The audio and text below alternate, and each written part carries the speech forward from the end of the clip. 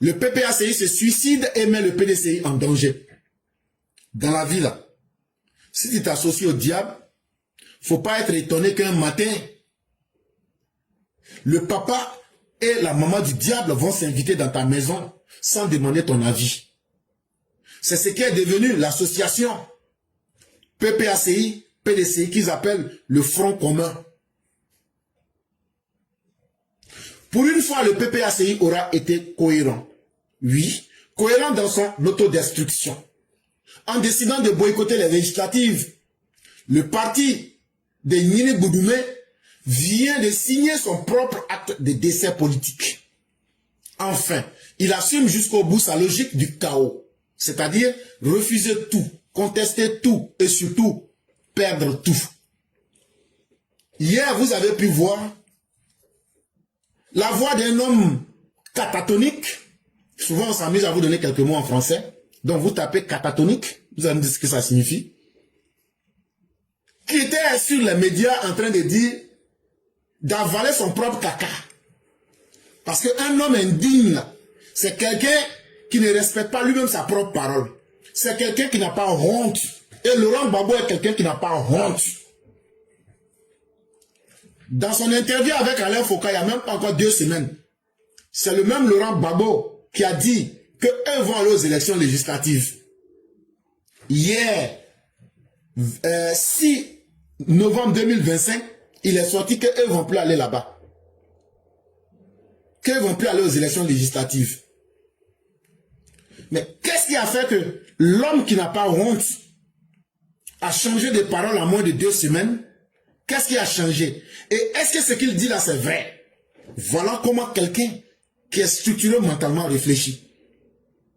Oui, Laurent Gbagbo a avalé son caca parce qu'il avait dit qu'eux vont aller aux élections législatives de 2025. Mais encore, il est venu encore, il a vomi son caca et puis il a mangé encore 2 fois en disant encore qu'eux ne vont plus aller. Entre-temps, qu'est-ce qui s'est passé? Laurent Gbagbo, lorsqu'il a dit dans son interview avec Alain Foucault qu'eux vont aller aux élections, que c'est ce qu'ils sont en train de regarder. Après cela, vous avez vu, sous prétexte qu'il y aurait eu des morts, et si vraiment il y a eu des morts là, comment on appelle, à Nayo là, j'ai dit que Dieu fasse que la prochaine fois là, ça n'a qu'à augmenter encore. Nayo là, on vous a loupé. Donc, l'individu a profité la mauvaise politique qu'il a mise en place là. Quand il a envoyé des gens à Divo, il a envoyé des gens je ne sais où, partout là. Où le fait qu'ils ont lancé l'appel, ça a créé des conséquences là. Quand ils sont partis, c'est que les gens leur ont dit là-bas là. C'est que les gens leur ont dit à Nayo là. Sa femme est venue lui rapporter. Tout ce qu'il a envoyé, soi-disant pour aller dire Yako là. Après les avoir surexcités et les conduits à la mort là, les gens se sont rendus compte que, ah, ceux aussi qui sont en face là, si on s'amuse, ils vont couper nos cœurs à la racine. Notre haine que tu es en train de distiller là, ah, si on continue, ils vont couper nos cœurs à la racine. Ces échantillons, ils ont montré là. Toi, Laurent Gbagbo, tu es un semeur de malheur. Et avec ça, là, on ne va plus te suivre. Au départ, Laurent Gbagbo avait pensé qu'il allait pouvoir convaincre les gens en leur disant, comme les gens vous ont tué là, faites-moi confiance, quand je vais envoyer des gens pour être députés, si vous les élisez en tant que députés, on va aller nous battre dans l'Assemblée nationale. Mais quand il a envoyé ces gars sur le terrain là, les populations qui ont été victimes, selon eux, leur ont dit les cassas, ce qu'ils n'ont pas envie d'entendre. Les populations leur ont balancé les colo-colo dans leurs oreilles. Que vous là, vous êtes un parti qui vient distribuer la mort. On ne veut plus de vous. On en a marre de vous. On ne moint pas les gens là. Vous êtes venus nous blaguer. Ils ont coupé nos cœurs. Ça là, nous on n'est plus dedans. Quand c'est Sbire, quand ces suppôts sont revenus pour lui dire, ah, les populations disent qu'elles ne vont plus accepter qu'elles s'en foutent, que tu ne peux pas venir leur dire de sortir pour 4e mandat. Et maintenant, 4e mandat là, tu n'as pas pu lutter contre ça. Nous, on est morts ici, on n'a pas pu faire nos enterrements. C'est toi, Gbagbo, encore qui ouvre ta bouche pour nous dire qu'on n'a qu'à aller faire législatif, que nous, on ne va pas quelque part. C'est ça maintenant qui a découragé Laurent Gbagbo. Et on n'est pas politiquement fort. La politique qu'on a menée là, pour déstabiliser le pays n'a pas marché. Et ça s'est retourné contre nous-mêmes. Qu'est-ce qu'on fait maintenant? Il ressort hier pour dire que non, eux n'ont pas encore fini d'enterrer la mort. Ce n'est pas ce que lui disait, c'est ce que la population a dit. On n'a pas fini de pleurer nos morts, on ne peut pas te suivre. C'est ça, il a transformé devant les gens là. Pour dire, ouais, on a des morts, on n'a pas encore pleuré. Si le gouvernement ne veut pas nous donner du temps pour faire funérailles, on ne va pas aller aux élections. Il y a quoi entre funérailles et puis élections? Il y a quel rapport entre funérailles et puis élections? Et donc, l'homme ayant totalement échoué, il essaie de donner une fausse raison. Pour dire que non, comme il y aurait eu des morts imaginaires, elles ne vont pas aller tant que le gouvernement ne va pas les laisser faire leur funérailles. Mais très bien, chacun est libre, parce qu'en démocratie aussi, chacun est libre de prendre les décisions qu'il veut.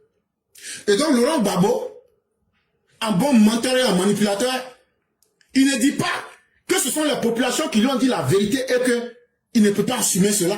Il vient donner une raison fallacieuse. Non, ce sont les gens, et comme il y a funérailles là, ils n'ont qu'à laisser cadavre là, c'est encore chaud. Donc il faut qu'on enterre ça, et puis c'est comme ça.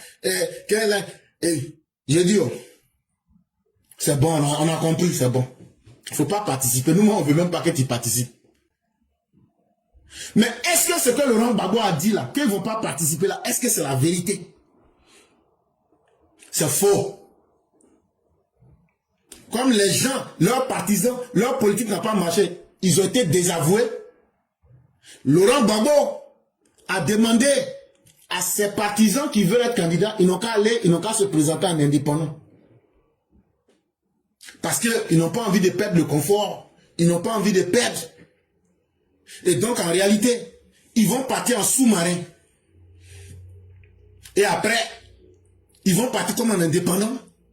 Et s'ils ont gagné, ils vont se mettre ensemble pour dire qu'eux donnent maintenant leur voix à Gbagbo. Voilà ce qu'ils ont tracé comme nouveau plan. Ici, là, nous, on vous dit tout ce qui est caché. Maintenant, là, s'il y a des gens du PPACI qui disent que ce que je dis n'est pas vrai, là, ils n'ont qu'à sortir pour venir dire le contraire. Nous, on ne va pas loin. Nous, on donne ça propre, et puis on avance. Donc, ce qu'il a dit, là, ça ne nous intéresse pas. Ça ne nous fait ni chaud ni froid. Ça fait un. De deux, là, Laurent Gbagbo, nous, on vous maîtrise plus que vous ne pouviez l'imaginer. Vous ne pouvez rien faire qui peut nous surprendre. En termes de stratégie, en termes de tactique, là, nous, on voit tout et on comprend tout déjà.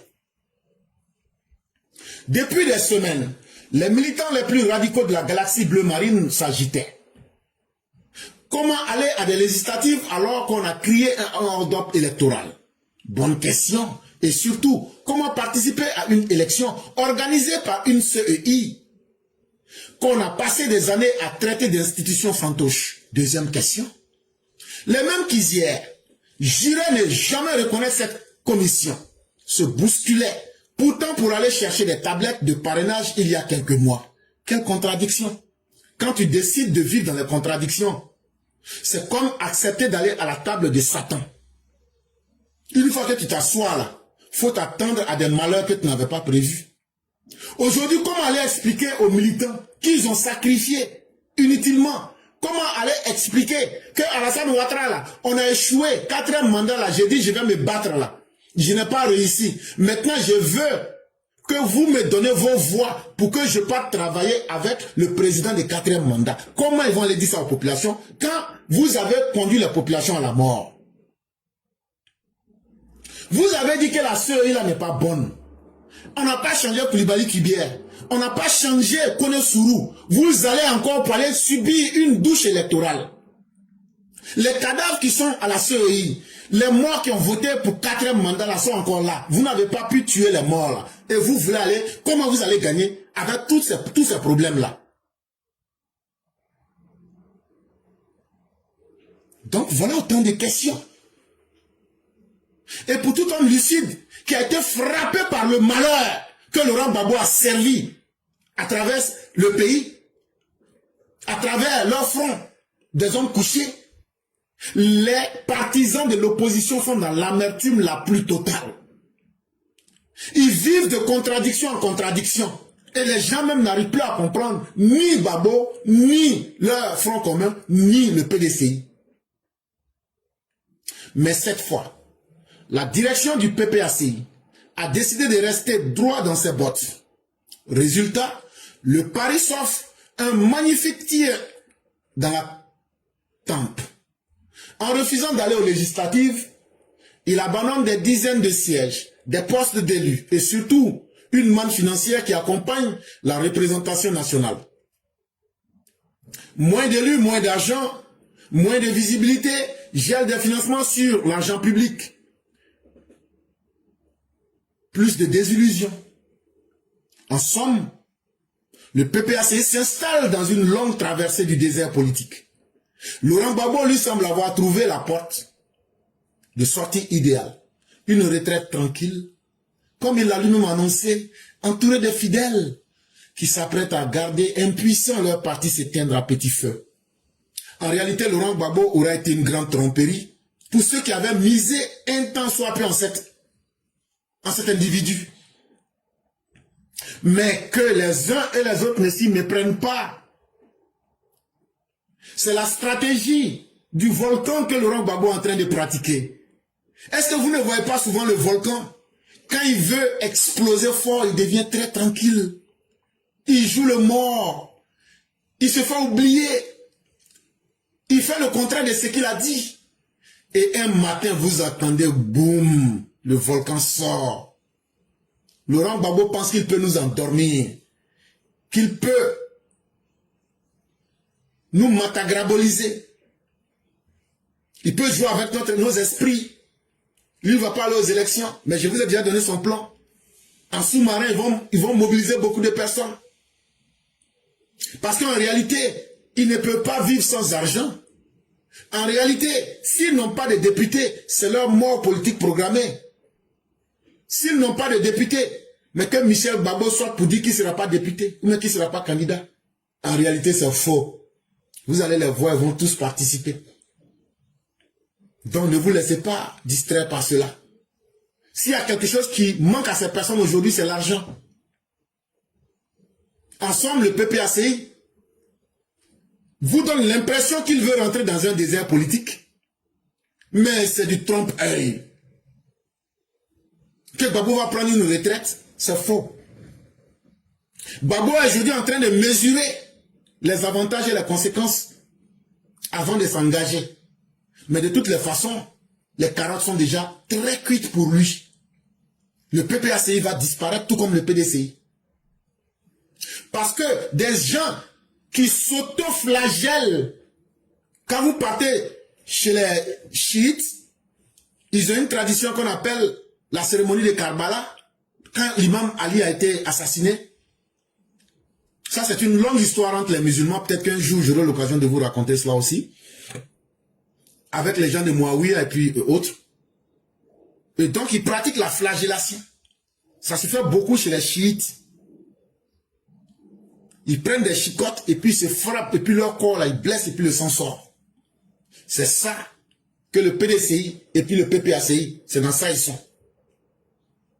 Ils sont dans une cohérence suicidaire, mais qui ne va pas s'arrêter seulement au boycott. En décidant de ne pas participer, si on suppose qu'il est dans la vérité et qu'il a le courage de faire ce qu'il a dit, le PPACI va tomber dans la chute. Mais le PDCI ne tombera pas seul, puisque déjà affaibli. Le seul parti qui pouvait lui donner une force, il va aussi affaiblir ce PDCI. Et donc, ils vont tomber ensemble. Le PDCI qui est devenu aujourd'hui l'homme de lui-même, qui ne sait plus à quel sens se vouer, et qui comptait sur le PPACI, n'aura plus de frères d'armes et va devoir soulever son propre fardeau seul. Et donc, qu'est-ce que cela prouve? Le suicide du PPACI ne se limite pas à lui-même, mais ça sera comme une maladie contagieuse. Ils vont aussi transmettre leur suicide à leurs alliés du PDCI. En politique comme en amour, il faut parfois savoir avec qui on s'associe. Et donc, la leçon de l'histoire, c'est qu'en politique, on ne s'associe pas à n'importe qui. en politique, on ne s'associe pas à des gens qui sont dans des velléités suicidaires. Des gens qui avancent sans idéologie. Des gens qui avancent par opportunisme politique. Et c'est très bien fait. Et aujourd'hui, là, nous allons les aider dans leur suicide, là, qui est devenu contagieux, là. Nous allons les aider. Tout ce qui peut faire que ces partis vont disparaître, là. En tout cas, moi, je suis pour.